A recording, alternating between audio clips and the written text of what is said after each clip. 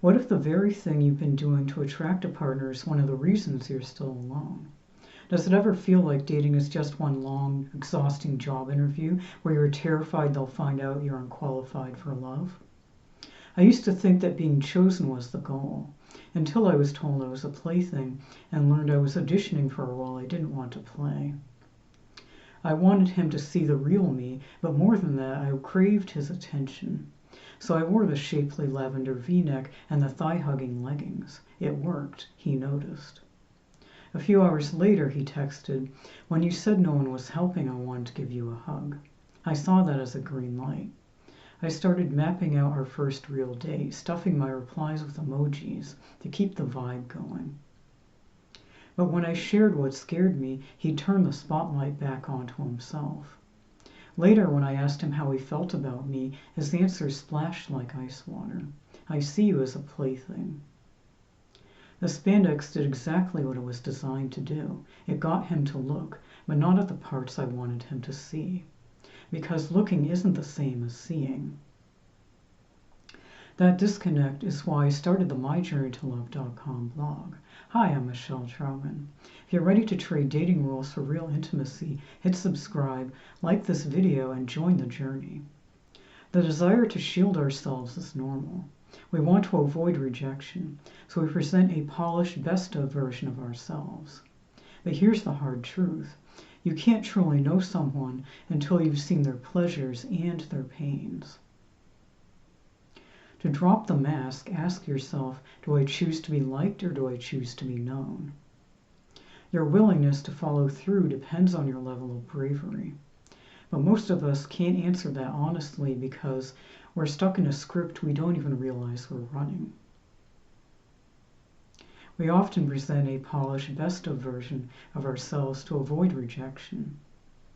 Sociologist Irving Goffman called this impression management, editing out our flaws to pass an audition. I was a pro at this. In those leggings, I was managing his impression of me. I wanted him to see attractive and easygoing, but the cost was that he never saw thoughtful and complex. We balance being real with being perfect, but the result, a persona that looks authentic but feels hollow. In those leggings, I looked confident, but I felt like a fraud. In a moment, I'm going to give you one unpolished truth you can share on your next date to test if they're right for you. But first, if you're wondering which dating script you've been running, I have a quick quiz called Am I Dating in Disguise? I'll give you more details about it at the end. We fall back on these masks because intimacy requires vulnerability.